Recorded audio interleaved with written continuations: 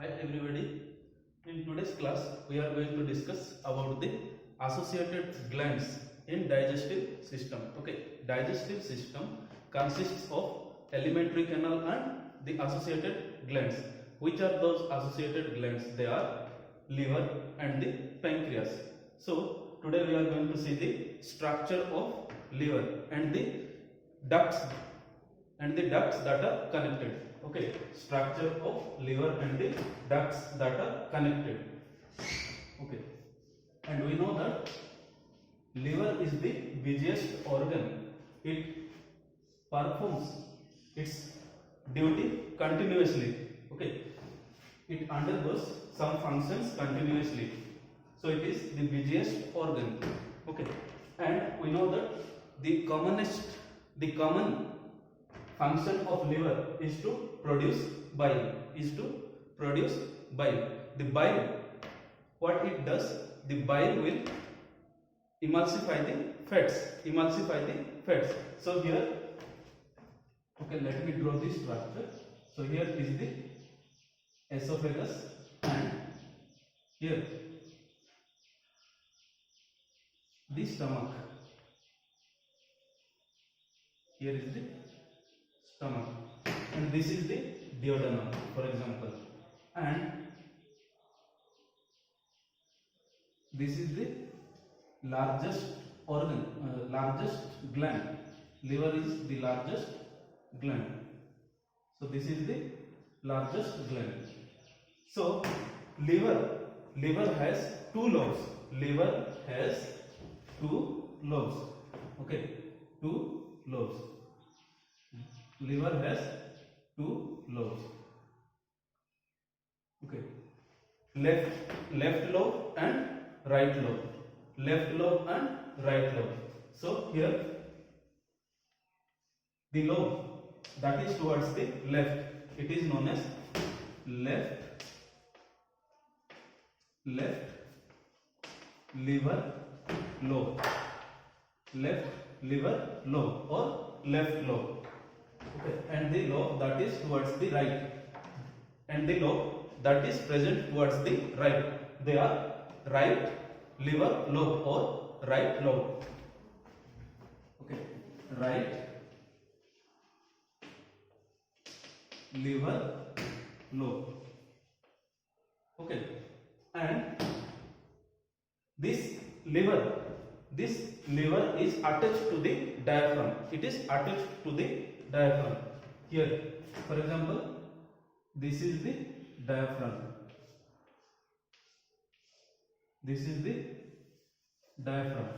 So the liver is attached to the diaphragm.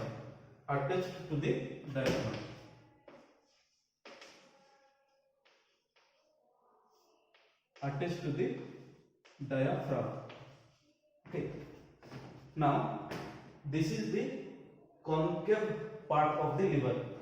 This part is the concave part of the liver, and it is attached to the convex part of the diaphragm. See here, this is the liver and this is the diaphragm. Okay, now the liver is attached to the diaphragm by peritoneum.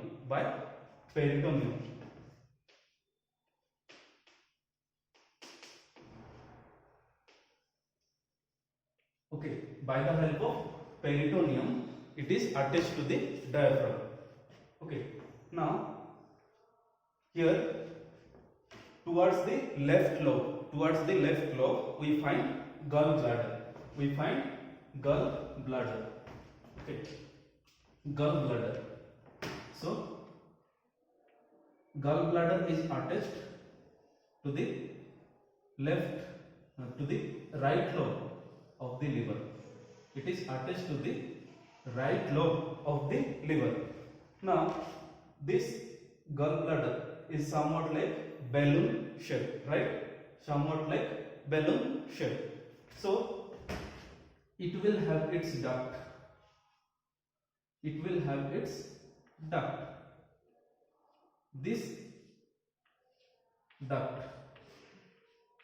This duct Okay, all the glands, they will have what? Ducts.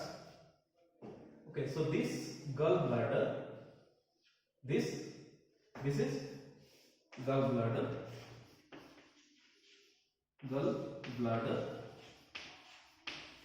and the duct that is present, is known as cystic duct. Okay. Why I am explaining all the, I am going to explain all the ducts, and why I am going to explain is invariably questions which are asked is based on the ducts. So observe it carefully. Now this duct is known as cystic duct, and we have two liver lobes. They are left lobe and right lobe. So the duct that comes from the left lobe, the duct that comes from the left lobe, the duct that comes from the left lobe is known as left hepatic duct. And the duct that comes from the right lobe is known as right hepatic duct. It is right hepatic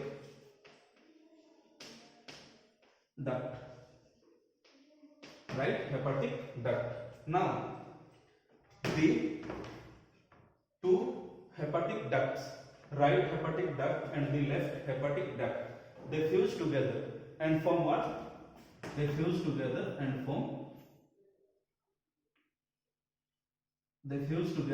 form common hepatic duct. They form common hepatic duct.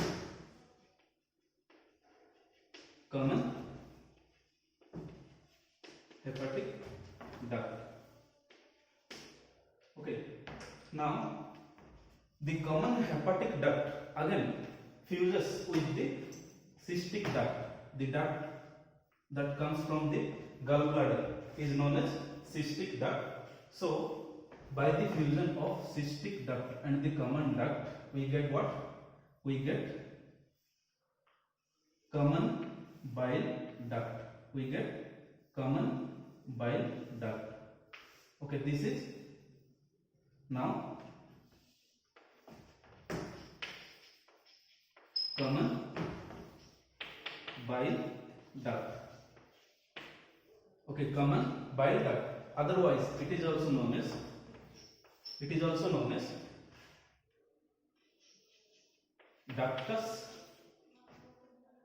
ductus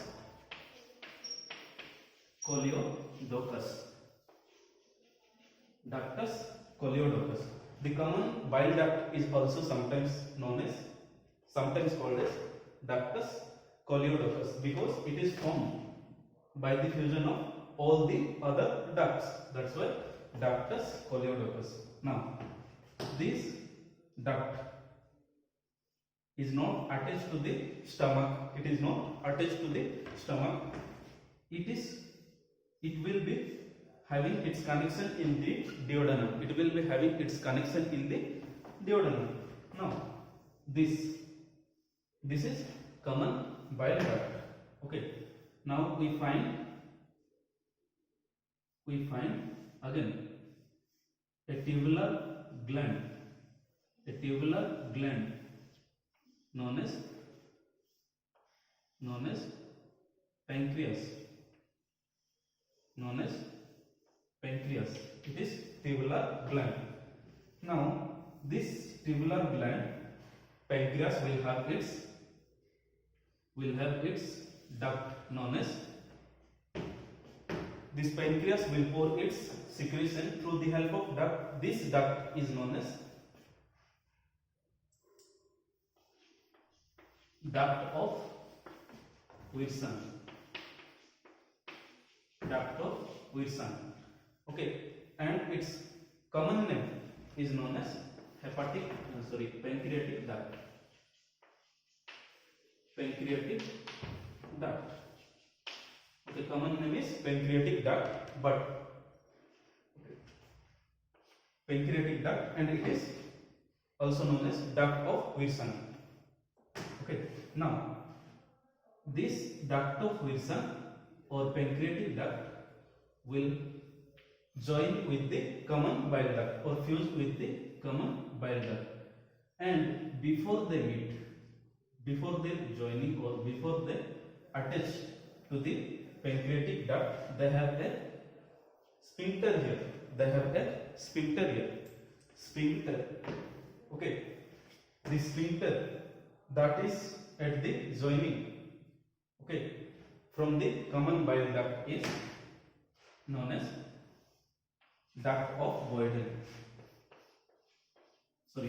Sphincter of Boyden. Sphincter of Boyden. Sphincter of Boyden. Now, this duct of Wirsung is going to fuse with the bile duct, and it opens into the duodenum. It opens into the duodenum. Okay. Before it opens into the duodenum, we find a swollen structure here. We find a swollen structure. This swollen structure is known as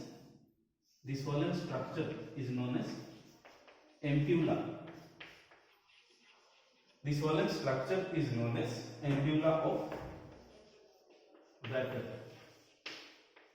Ampulla of Vater.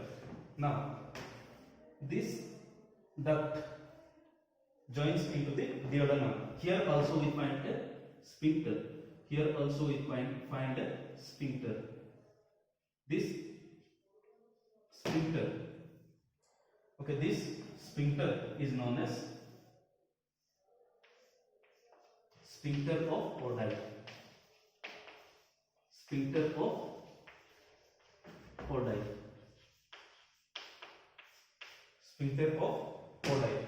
Okay. Sphincter of Oddi. Now, here these two sphincter they are present because to regulate the secretion. Whenever there is food in the duodenum, it is going to open. It will open and it releases its secretion. But whenever there is no food in the duodenum, these sphincters they will close. That's why we know that liver they help in the formation of bile. And gallbladder it stores the bile. Stores the bile.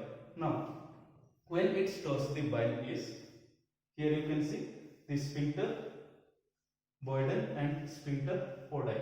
Now, whenever there is no food in the duodenum, okay, they will not release the secretion. Okay, whenever there is food, they are going to release its secretion. Okay, so I hope you understood the structure of the liver and the tubular and the ducts, how they are connected. In next video, we are going to see the function and the structure of pancreas and its function too. Thank you so much.